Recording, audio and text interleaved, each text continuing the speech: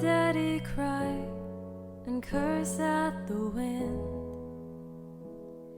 He broke his own heart and I watched as he tried to reassemble it.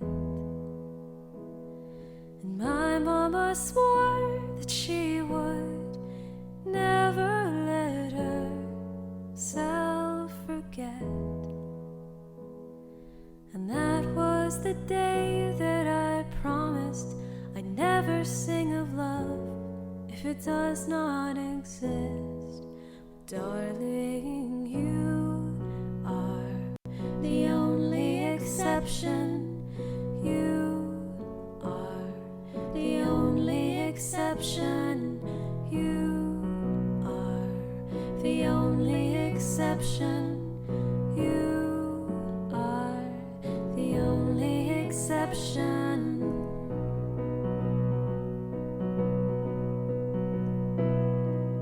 Maybe I felt somewhere deep in my soul that love never lasts, and we've got to find other ways to make it alone or keep a straight face.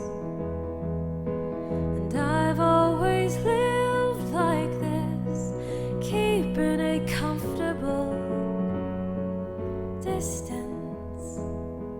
And up until now I've sworn to myself that I'm content with loneliness, because none of it was ever worth the risk. Well, you are the only exception.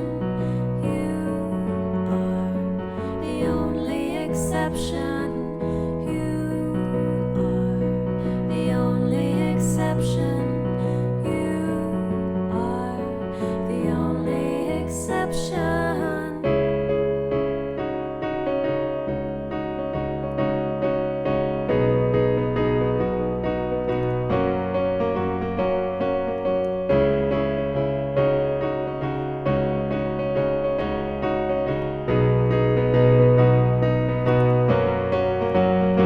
I've got a tight grip on reality, but I can't let go of what's in front of me here. I know you'll be here in the morning when I wake up. Show me some kind of proof it's not a dream. Whoa,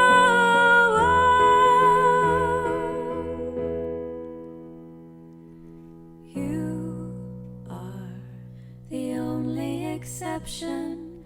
You are the only exception. You are the only exception. You are the only exception. You are the only exception. You are the only exception.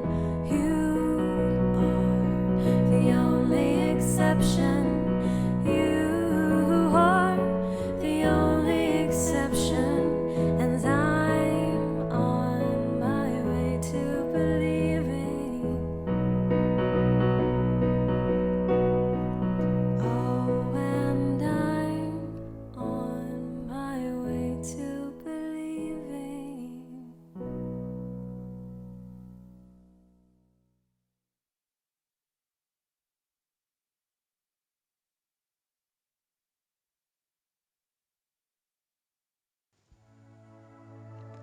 Begin now with sitting up with your spine straight and closing your eyes.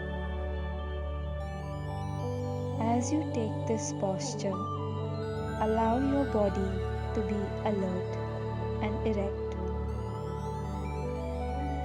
paying full attention to spirit. Allow your breath to rise all the way up, breathing in, and let it fall deep within yourself. Feel yourself breathe from the depth of your being. breathing in and breathing out. Shifting your gaze to your eyebrow center, visualize yourself seated before the presence of an enormous, majestic tree. This tree, with a strong, sturdy, thick trunk, holding her branches in her perfect place, which are spreading all above you, filled with plump, green, luscious leaves. Allow yourself to fully soak in her grounded, earthy presence. Allow nature to be present with you. Visualize her massive trunk collecting deep nourishment from the earth below, absorbing them with her roots. She circulates them perfectly within herself, through her branches and leaves perfectly.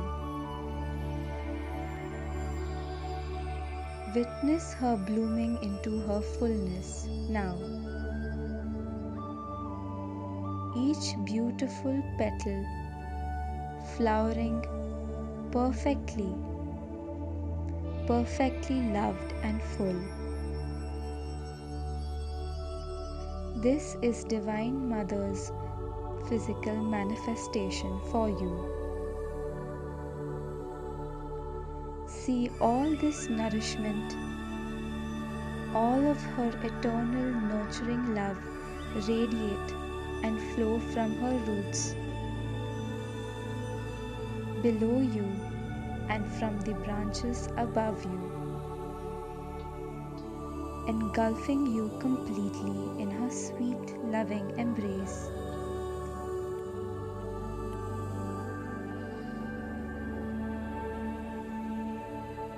Allow yourself to receive her fullness into you. Her divine presence realigning your being and your physical body to her eternal harmonious rhythm of life. Divine Mother, present as nature, is always loving you into harmony and perfect balance. All she ever knows is to love you. She loves her beautiful baby. Accept her tender care and love overflowing from her pure heart.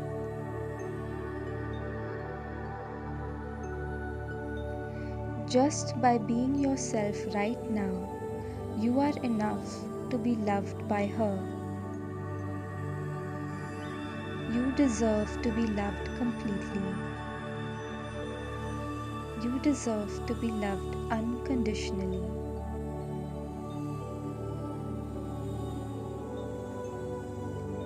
Your experience of Divine Mother, God, is extremely personal and a sacred internal experience for you. Your experience of God is a very unique and special experience within you. This is your truth. Make a choice now to fully honor and commit to the ways in which God shows up for you. Show up for your divine self within. By being loyal to the divine love present within you, you play your part.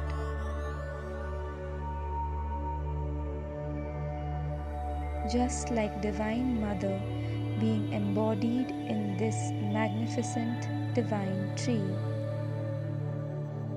Embody the love inside you. Embody the divine harmony and balance already inside you.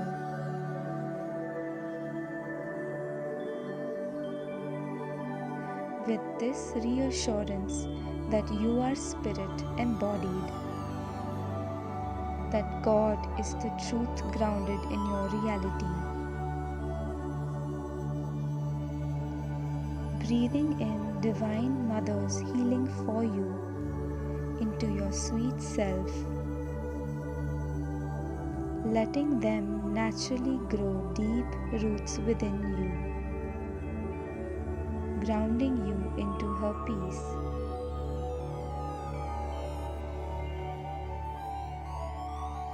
With her unfailing love and support for you, you may now gently open your eyes.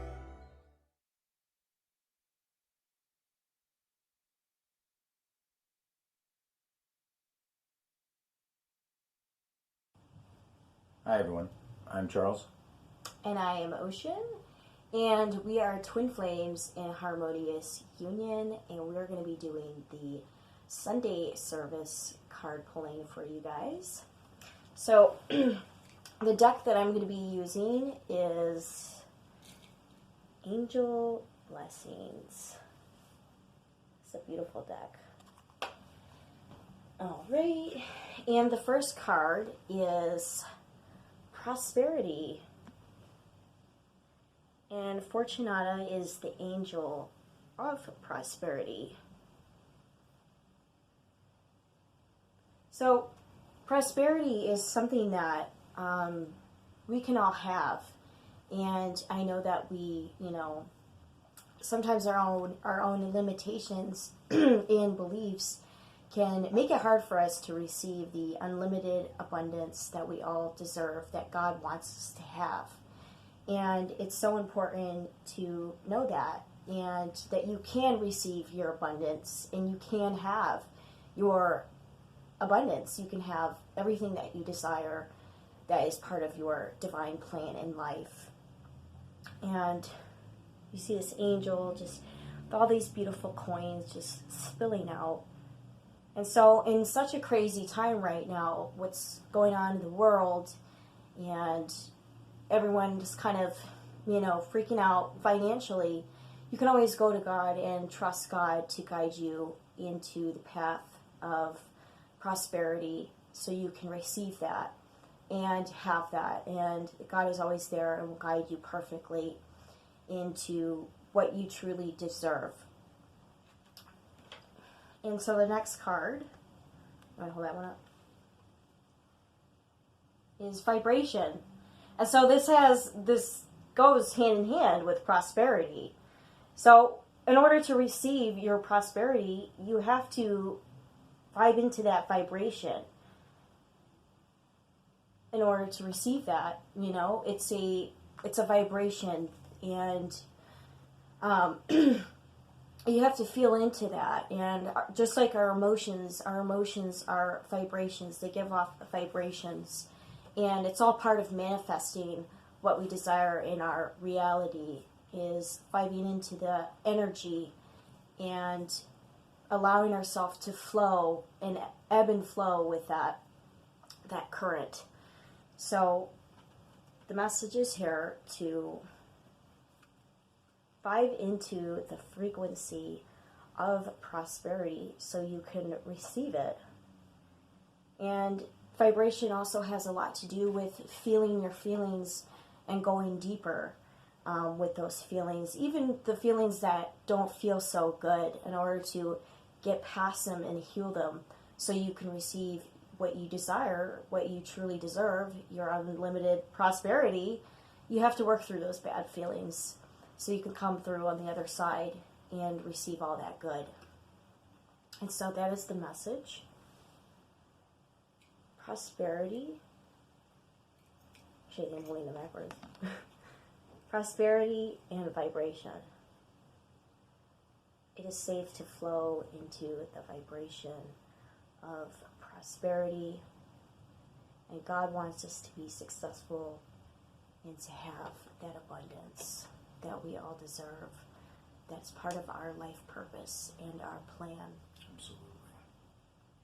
That is our reading. Thank you. Thank you.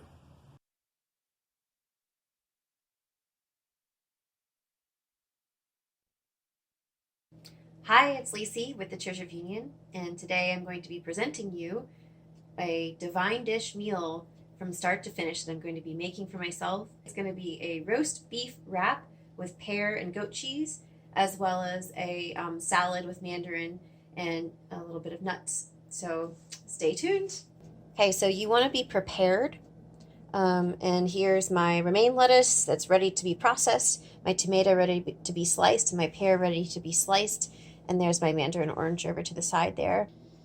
Here's my roast beef from the deli, my goat cheese that's mixed with mayonnaise, and my wrap all ready to go. And it's really important to get all your ingredients ready because what I used to do is I would just kind of grab whatever I needed from the fridge or the cabinet at the time that it was needed. And that didn't really work. So have all your ingredients ready and it makes the preparation process so much better. So I don't really like the ends. I'm just gonna par those away. This one, I've already washed the lettuce. So I decided to do the lettuce first because that makes less mess. I know the tomatoes are very messy. So cut away the top. I got a good knife. I wanted new knives, but these I got off of the internet.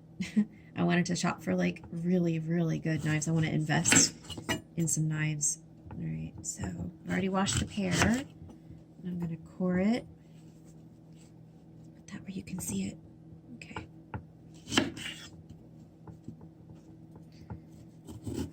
Cutting my food like this, each part of it, is really helping me connect with it and have presence with it. And as you know, following Jeff and Shaleia's teachings, when you're present, you are in the present moment, and that's the only moment that there is. You can release all your fears, anything you were thinking about, stuff happening in your job, in the world. That's not right here, right now. It's just my pear. Right. All right, here's my tortilla wrap. Well, it's not a tortilla, it's a wrap. We learned that they're different. Wraps are bigger. So you gotta spread the goat cheese. Oop, there we go. Put a spoon in the sink. I'm gonna spread this around because this part of the wrap and that part of the wrap I'm gonna tuck under. Lettuce next. Go that way with it. There we go. Roast beef.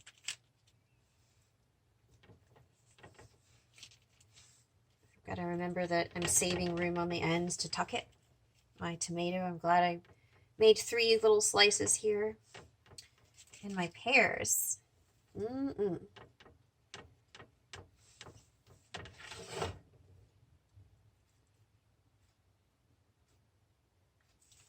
don't know if this is too many pears, but we'll see. Wrapping. So you see right here, I've got the goat cheese mayonnaise mix, and that's going to be like glue. It's going to hold my mix together. There we go. I'm going to tuck the ends under. There's one. That tucked nicely. Now I'm going to cut it because it's going to look really cool inside. Are you ready?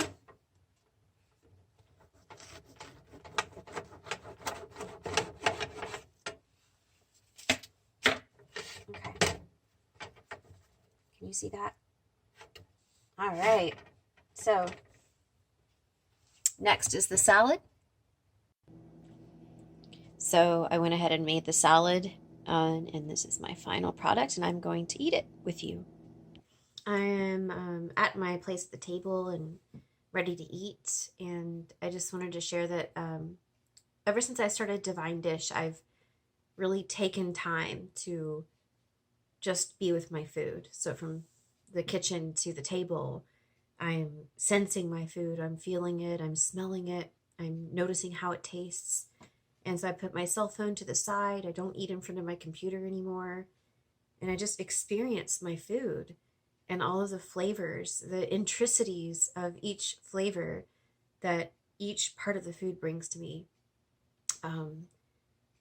Talks to me. It sends a message. It's a communication from God to me. So I'm going to have a bite of my wrap here, cut a little piece off.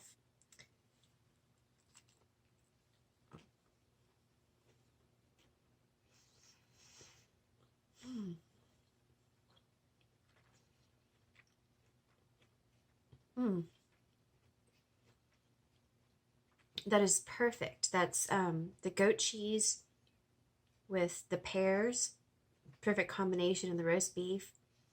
It's just a very gentle, sweet flavor combination together. It feels really good, and the texture of the pears also is really nice to crunch into. Let me try some of my salad. The dressing I made myself as well. That's in the recipe. Get some nuts and mandarins together.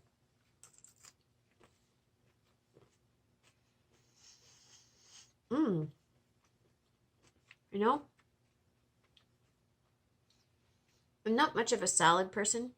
I usually think salads were like rabbit food, but that is so good. I'll eat that whole thing. I'm really excited about that. Well, I'll finish my meal in a minute, but I really want you to experience, if you can, Divine Dish, because in 1 week, not only have I experienced more energy, but also my entire outlook in life has changed. I feel nourished and supported.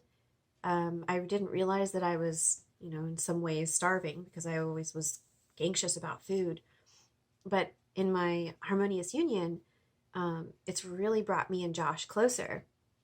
And Josh works, in the field all day, like literally in like a drilling field, and comes in and sometimes he'd eat the food that I make, but not often. But I got a compliment, ooh, that smells really good last night when I was cooking dinner. And it's he's more present, and we've been really cheerful together. We went like shopping together yesterday and took the car to the car wash together, and just enjoyed each other's presence. We're just feeling much more cheerful. I think it's all about the support. So I encourage you to, even if you're not with your twin flame now, try Divine Dish and learn how to nourish yourself, because that just expands into your union. And when you're with your man or your woman, you'll be able to say, hey, I got something really good for you. I got some real good food. Come and try some. So that's something I'm really excited about. Now, I mentioned in the beginning that a lot of you might be shopping at grocery stores now because restaurants are closing, because we're in the time of the coronavirus. Divine Dish will give you a shopping list for the whole week, and you just mark down how many people you're feeding, and then you're good to go. And it just does all the work for you. Like, planning was really stressful for me, food planning, and Divine Dish does the whole job for you. I always know what I'm going to eat. I get excited about it. Jeff and Shaleia are also going to talk a little bit more about other spiritual implications of the coronavirus and more. So sit back, relax, and enjoy your beautiful sermon today from Jeff and Shaleia. And I'll see you when we get back from the sermon.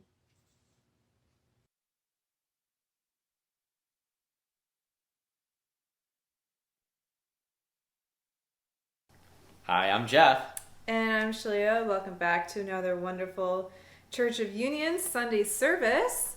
I believe we can start with our 3 opening ohms. If you can't ohm out loud alongside us, please ohm mentally in your head. And we will focus in on our heart chakra center while we're ohming. All right.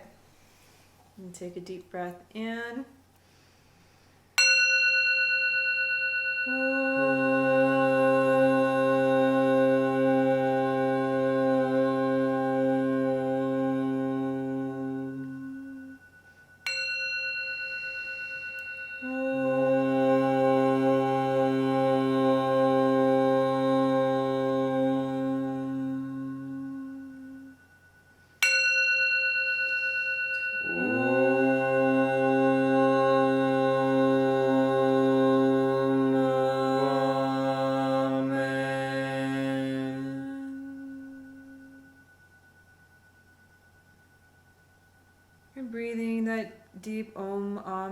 vibration from our hearts into all of our body, giving ourselves gratitude for showing up today for ourselves.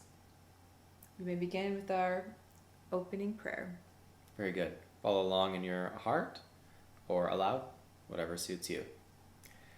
I am the only child of God, forever part of Him. I am created by Him in perfection, and there I always remain. My mind is my sanctuary, where I keep His holy creation sacred. I will only allow in His voice. I will only accept His word. Today, I will hear the word of God. I surrender myself to His teachings through His divine channel. I will honor what He has spoken and accept it as His will. I will be obedient to His word, for this is my salvation. In Christ's name, Amen. Today we're going to be talking about the coronavirus. I know that many of you have probably heard about the coronavirus all over the news, everywhere, every day, constantly, for weeks. Many people all over the world are being quarantined or self-quarantined. The whole world is acting to deal with this virus. And I'm not going to give you basic tips or anything like that. I'm sure you can search anywhere online or go to the news or, to figure out all the basics of how to protect yourself and, what to do in the situation. What we are going to talk about today is the spiritual meaning behind the coronavirus and how it is that you can look at the coronavirus and other crises like this, whether global or local, from a spiritual perspective.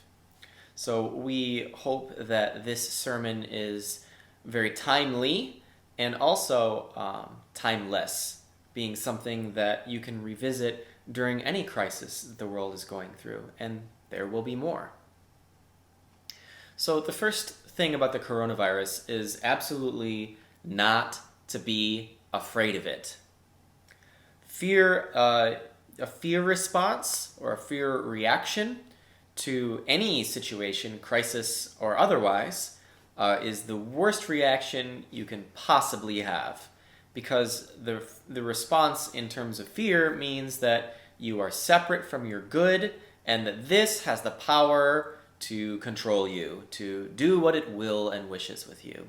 And usually it does not wish or will something positive for you. But God can and does, in every situation, turn whatever you're going through for your own good. There's always something wonderful in every situation, and we're going to show you that through our discussion about coronavirus. We're also going to discuss, I guess the real meaning, we'll just get right to it. The real meaning behind coronavirus is that it's bringing us together, and it is forcing us to look at our decision to be separate. And there's no coincidence that this virus originated in China. And China is notoriously very isolated, that put up that big Great Wall in its history, and it has loved the protection that wall has brought it. And it's somewhere along the line, it got separation confused with healthy boundaries. Healthy boundaries are really valuable, and you want that. Separating yourself from the rest of the world, whether you're an individual, a country, a state, a group of people, is never appropriate. And what coronavirus is proving to all of us in the world is, hey, we're all pretty intimately connected. This was in China, and for most countries, China is seen as very far away. Well, it is knocking on almost everyone's back door right now. And scientists today are expecting that the coronavirus is going to continue to spread. So how do you respond to the coronavirus? And my answer is that depends on your circumstances, on your situation, on who you are, on how you value yourself, and how you value your life. If you are young and healthy and can get sick and have great medical insurance and don't mind taking the risk, you probably don't have to change your life all that much, other than respecting heavily the people around you who may get sick from picking it up off you. So the coronavirus, as I'm sure all those watching today are aware of, is highly contagious and is not posing too much of a threat to younger, healthier people, but is posing a very serious threat to the elderly and those with pre-existing medical conditions. And so you who are very healthy can look at the coronavirus and say, not going to hurt me. And we're seeing lots of reports coming out of Europe or also in Florida of people saying, we don't really have to worry about this. Let's party. Mm-hmm. But even then, like, I feel even if you believe that you're immune, like, I still think you're gambling with your life. Of course. It's not something that you want to catch at all. And so my household's response has been a very strong one because we understand that we are leading this movement of bringing heaven to earth.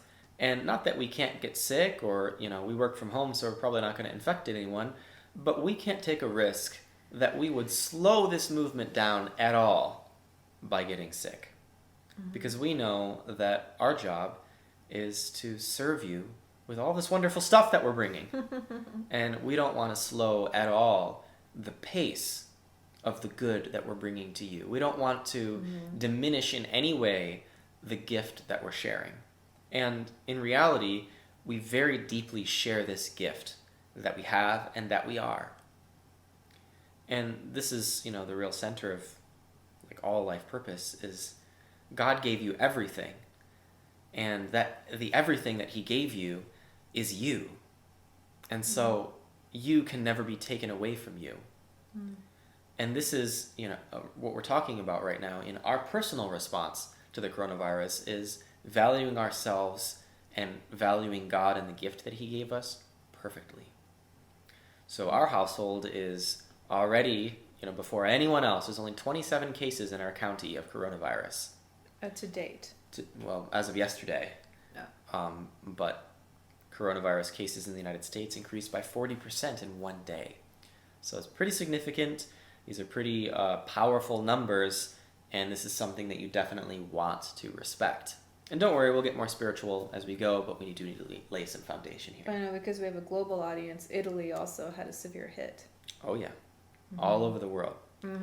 Different, and you're seeing different countries, different responses, and you're seeing different, ways that people are dealing with it. Some countries, like South Korea, had a really strong response, tested really powerfully, and they had a very, minimal impact.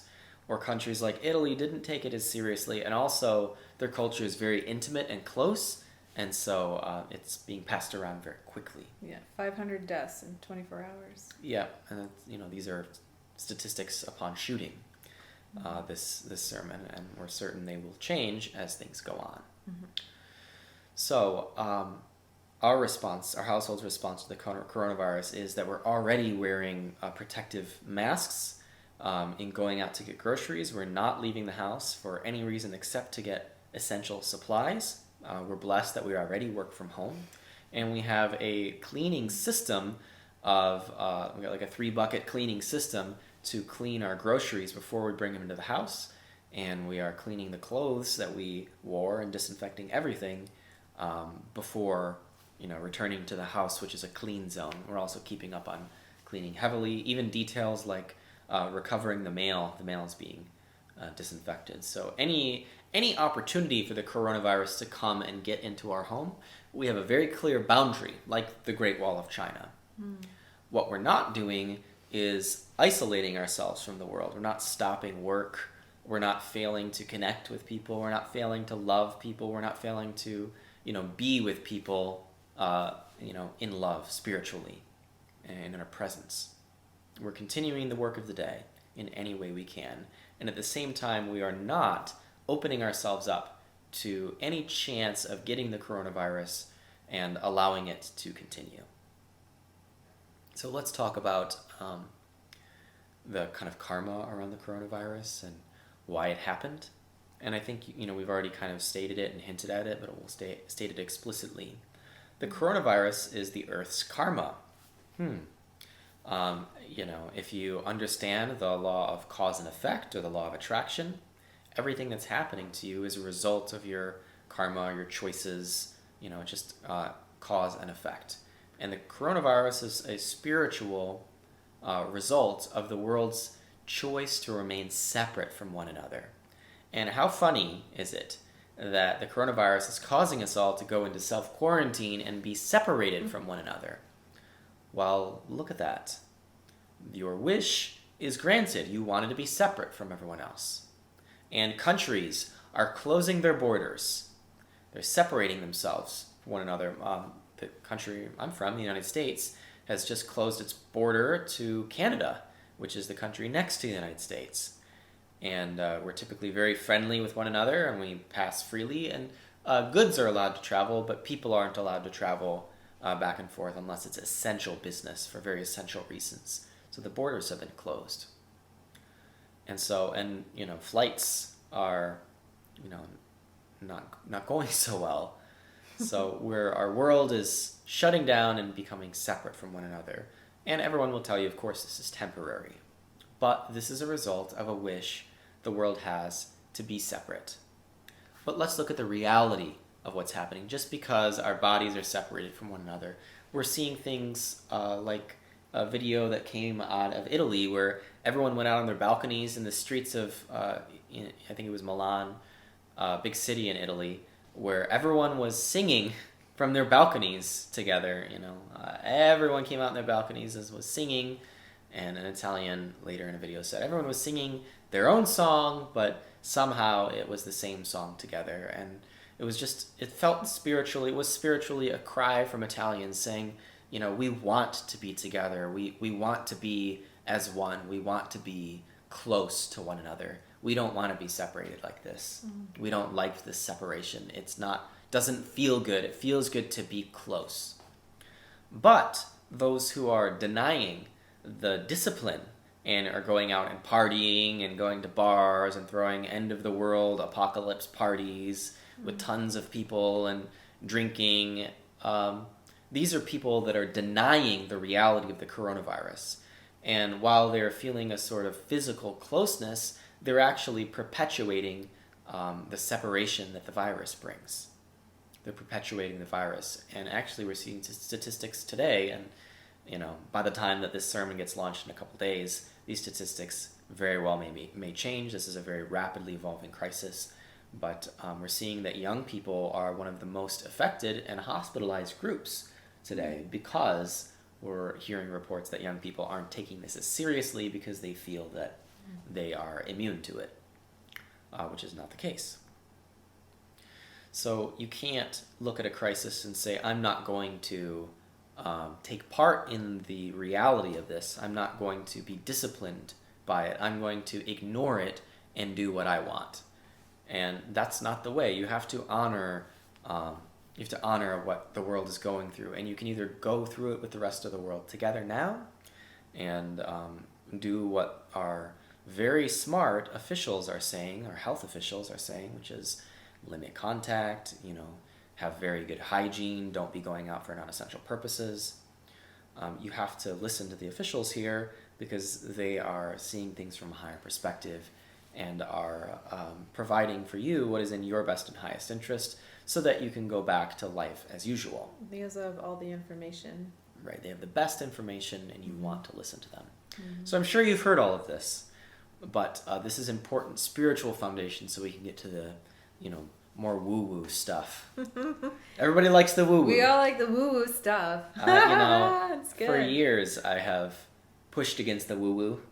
Yeah, but then you married me, so. Well, even after I married you, I've pushed against the woo-woo, but seems that there's definitely something very real and very meaningful and grounded and true and factual about what many people consider woo-woo.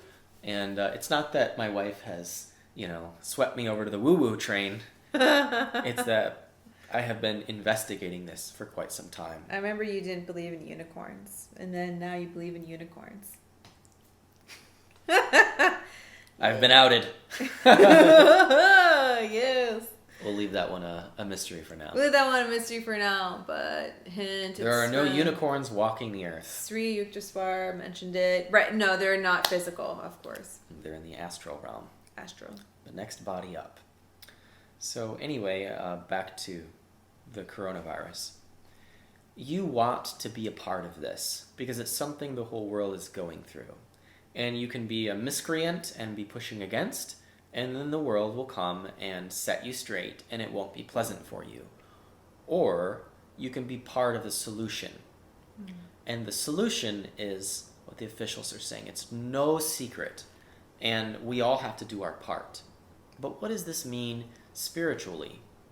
What does it mean that what does it mean to you in going through the coronavirus? Well, on one hand, we're seeing in the United States a normally very divided political system where Republicans and Democrats, the two wings of our government, and they're about equally split, and they kind of go like this. Sometimes Republicans have more power, sometimes Democrats have more power.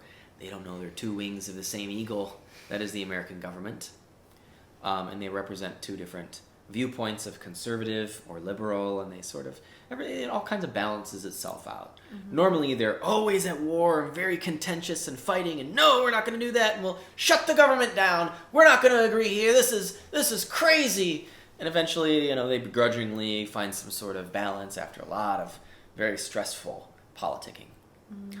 But we're seeing today that they've already passed two very rigorous bills, our government has in the United States, to support the coronavirus, and both parties have found agreement, even though some of the ideas are very Democratic and other ideas are very Republican, and they found some way to put a package together and just get the bill passed, which is normally a very, very slow process, and they're working on a much bigger $1 trillion spending bill to get that passed. But the bottom line here is that people are working together. We went on our walk today, and this morning we saw a family in our neighborhood, and they had a big thing of toilet paper and a big thing of paper towel, and it's a joke in the United States. As soon as the coronavirus started to hit our country, everyone ransacked the grocery stores, and there were no paper towel or toilet paper anywhere. It was a very funny, just funny scene that everyone was making jokes about, but people were still panic buying. But we knew, when we saw those people coming from the grocery store, we knew what they were going through. We knew why they had all that toilet paper and paper towel. Mm-hmm. And we felt their small victory that they had actually attained some. We felt strength in our supply system, in our economy, that they already got the grocery shelves resupplied. That was fast. We're feeling the love and connection. And the funny thing is, even though the coronavirus is showing us, what it would be like to be all separate, it's actually bringing in the opposite: connection, communion, oneness, community, togetherness. And this is what I want you to start to see in crises. First, I want you to respond logically and without fear. I'm not afraid of the coronavirus in, responding in this way with, antiviral masks and goggles and a system for disinfecting. This is me being proactive and doing my part to quell this problem, to solve the problem. We're not leaving the house at all. We're doing our part. Mm-hmm. That is not us being afraid of the virus. That is us being diligent and having healthy boundaries, not wanting the virus to come and ravage our households' bodies and have to send us to the hospital and potentially infect more people and continue this spread. We are standing with the solution, but we are not afraid of the virus. Being afraid of the virus might cause us to act irrationally, like buying 1,000 pieces of toilet paper. Or it might cause us to feel really bad and not be able to respond appropriately, or be afraid of going out at all, even with our disinfectant, system. Mm-hmm. We're not acting out of fear. We're acting out of love and compassion for the whole world, the big picture. Because us doing our part inspires those around us to do their part. And in doing our part and in them doing their part, we're feeling closer to one another, and we're working toward a common goal, which is the complete eradication and the control of this pandemic. So we're all working together to solve the problem, and it makes us feel closer. We're not afraid, and we are taking it one step at a time. And we're not getting frustrated with our government's response, whether it's too slow or too fast. In reality, the United States government could have acted more quickly and gotten better results, but it still acted, reasonably fast, and we're still having problems with whether we get tests together to be able to test properly, but we're pursuing solutions as diligently as our country can, and we're learning from it by taking on new challenges. And you can see how countries work and how, governments work, because a government is really just the people of a nation coming together to coordinate the nation. And as much as some people might say the government is separate from them, the government is not separate from the people it governs. It is the people it governs, and it is run by the people it governs. So governments are simply the people and the will of the people and the abilities of the people.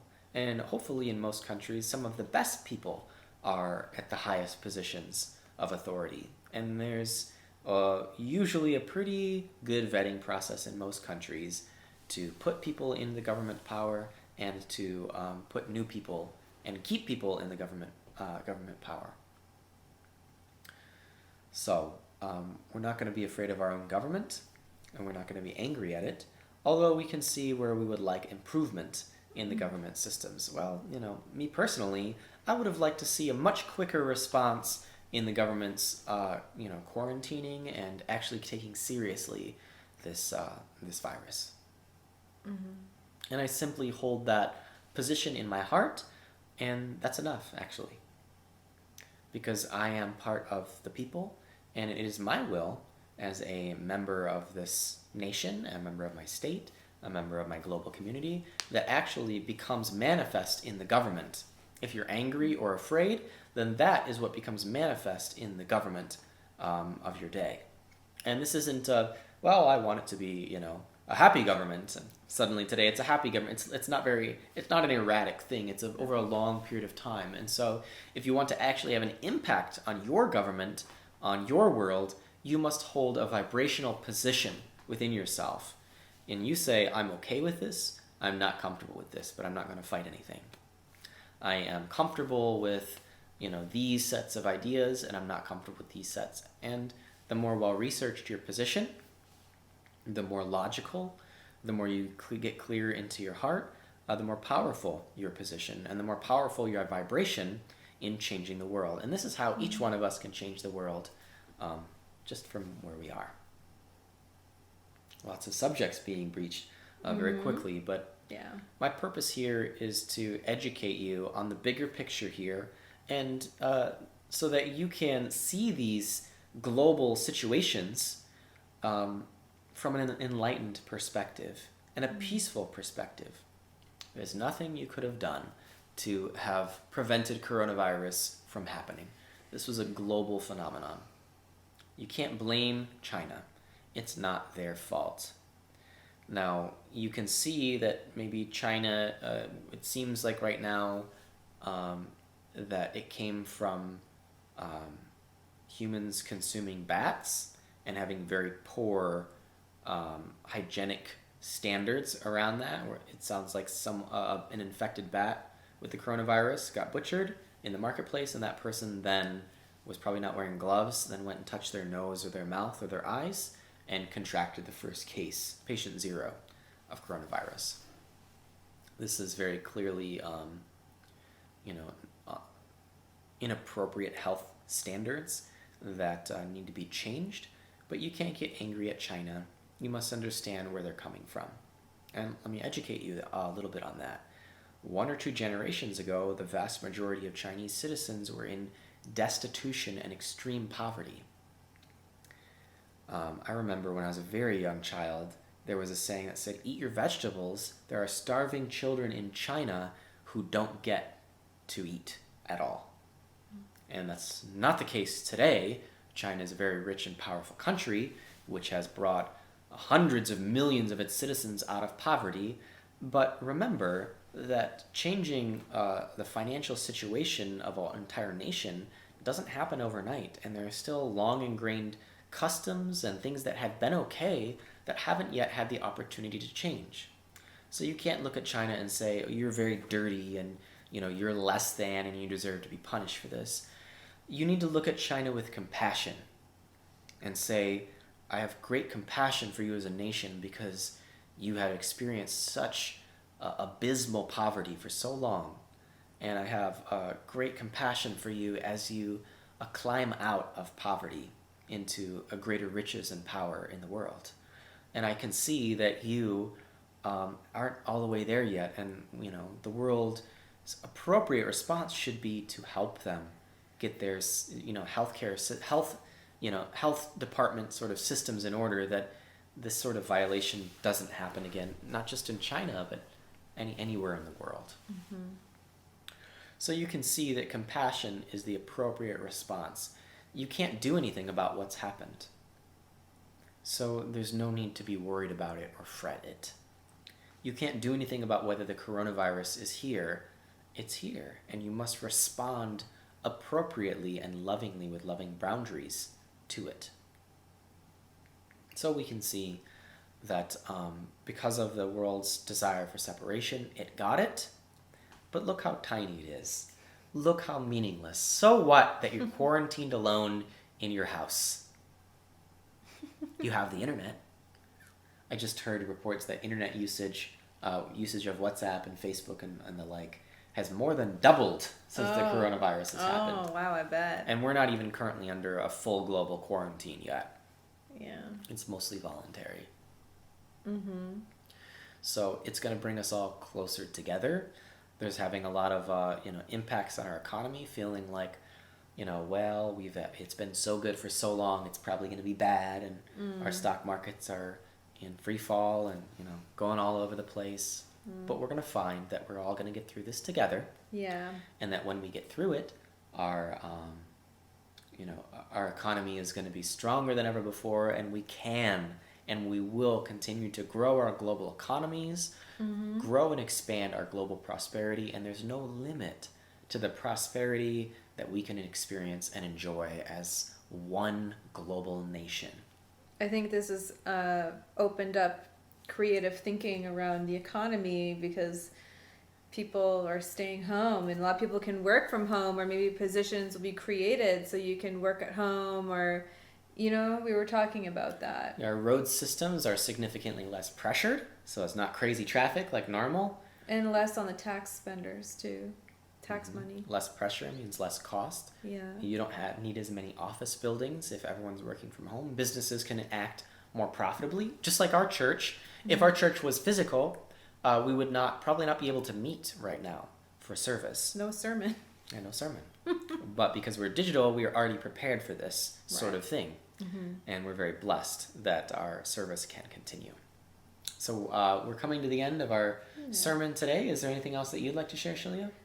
No, just be safe and know that we'll all get through this, and that these are very important principles for any crisis, including even the climate change crisis that we're also in. Oh yeah, this has direct implications on how we get together to resolve the climate change crisis. It does.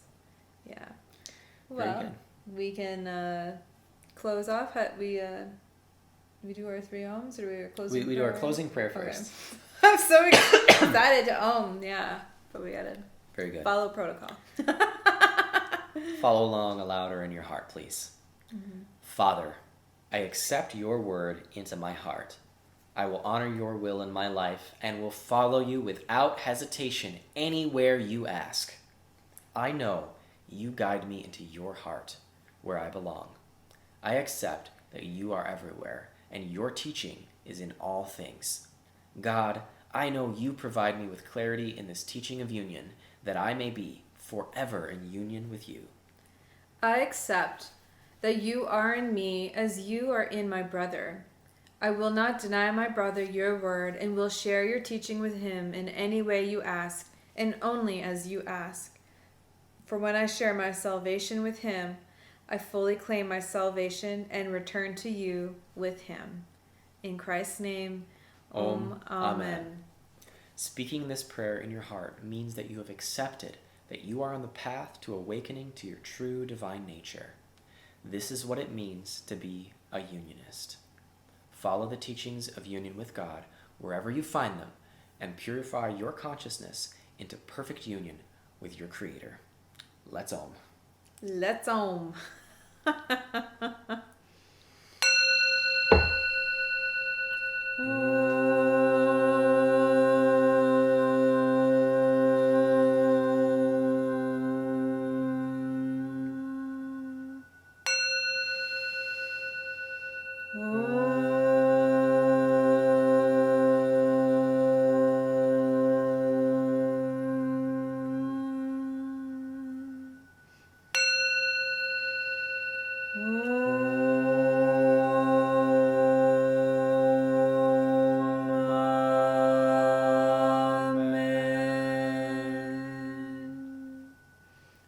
Shanti, Shanti, peace, peace, peace, peace in our hearts, peace in our mind, peace in our thoughts, and peace in the world. So it is.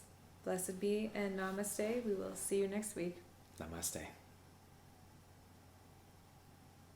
Welcome back, and I hope you enjoyed that wonderful sermon. And please join me and everyone that's here in our after church tea time, which is in our new Facebook group, the Unionist Spiritual Discussion Group. So type in that address and we'll see you over there. Let's talk about what you learned and some feelings you had. I wanted to thank all of the volunteers of the church. Every part of this church is produced by a volunteer team, and they're just wonderful. So come visit us at unionism.org for your chance to donate to help keep this running and help spread the word to other people.